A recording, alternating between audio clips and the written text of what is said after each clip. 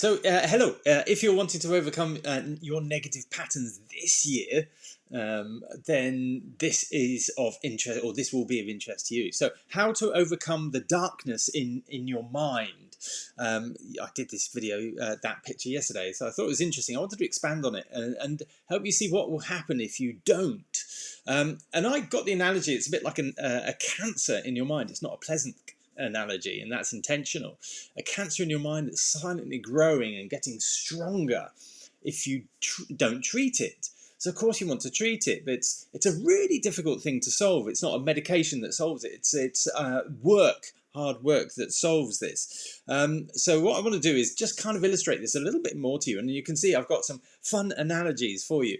So get ready. So it's a really difficult thing to solve, and it's difficult to notice it getting worse because it grows imperceptibly, and it gives you a feeling of feeling trapped. So the darkness or the shadow side, I kind of have it like it's a darkness in the deep part of our mind.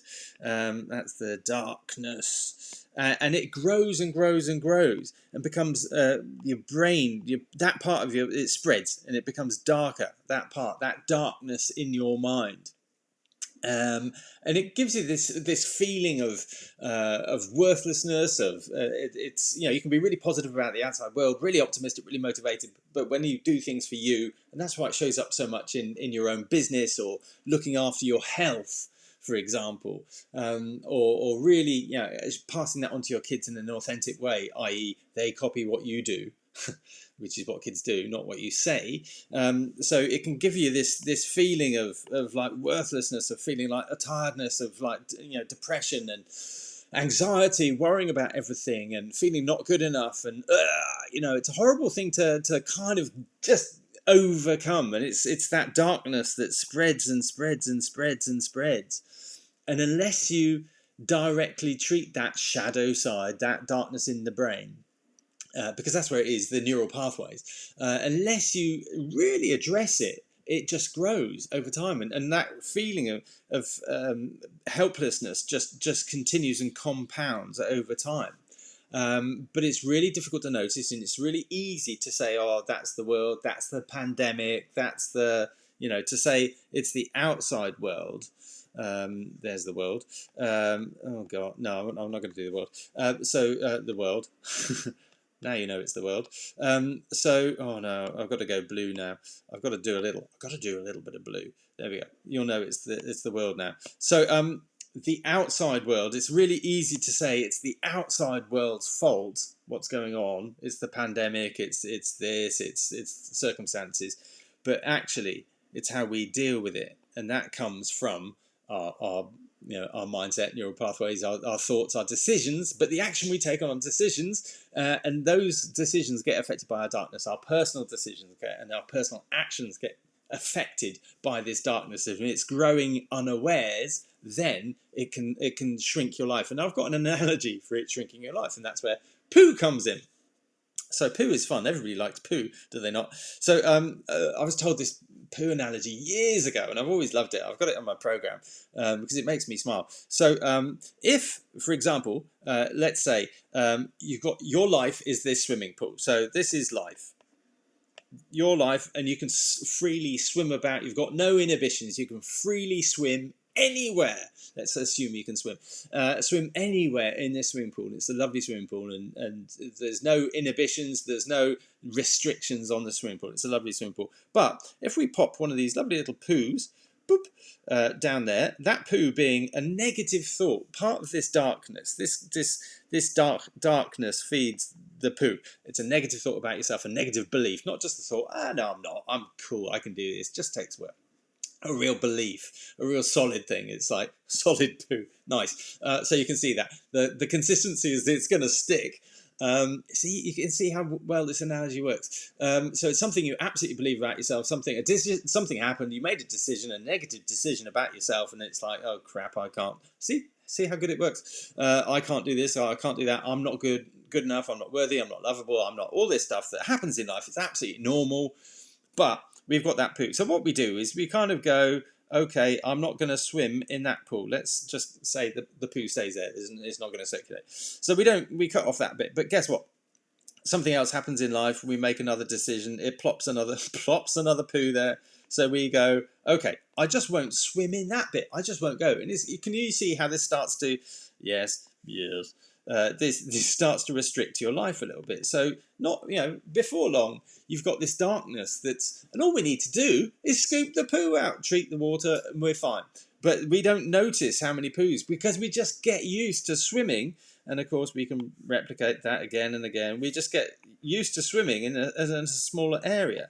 We don't notice that. It's like the farmer analogy that I always use with smells. Not noticing. You don't notice this stuff. So okay, we need a little net and just scoop it out and deal with the offending articles and Bob's your auntie.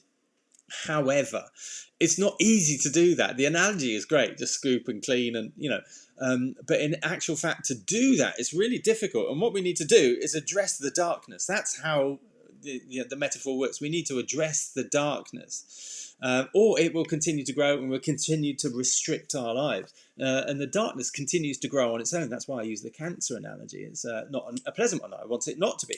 So the solution is to work directly with the darkness.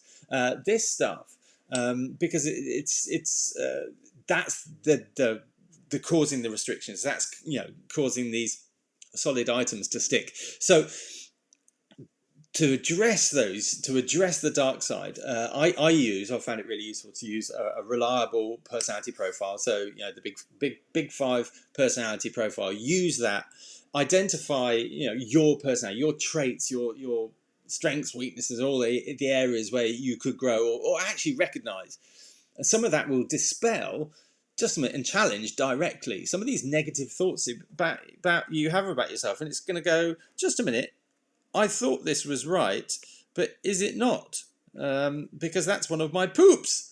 So you might start challenging yourself and shining a light on the dark side and seeing that some of this stuff isn't right, or understanding where it comes from. So, on my program, and that's, I used this yesterday as well. You start to see where you're attracting the patterns in your life, where you're attracting the same people, the same relationships, where you're starting to repeat these patterns in life. So I use this profile tool that's really useful to see these patterns and to question some of these poops, but also then it's looking back into the past and identifying, being able to join the dots, see how the dots come in.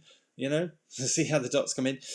So connecting the dots, but then actually taking action is so important, because if we understand something theoretically, do a course, take it in, go, God, that's really interesting.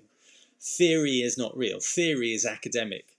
Academic is not real. It's that's academic, but put it into practice. That's what you need to do, and that's part of for me, the importance of something where you hold, you have an accountability partner, you have continuation of something, not just a download of information, but a continuation through accountability, and that's what we have on the program to help you through this stuff, because it's so difficult to see, neural pathways. How do you see neural pathways? You can see them on scans and things like that when they fire.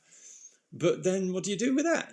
How do you... So if it's about scooping poopy out of your life's pool, then okay, how do you do that?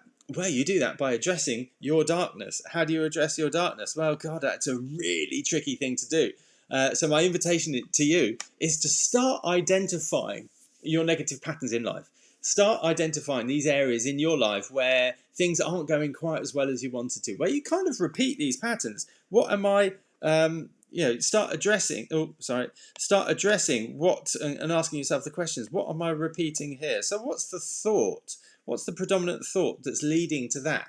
And that's going to start opening up the question for you that you need to look at. And that's around this stuff, the darkness. That's what we need to address.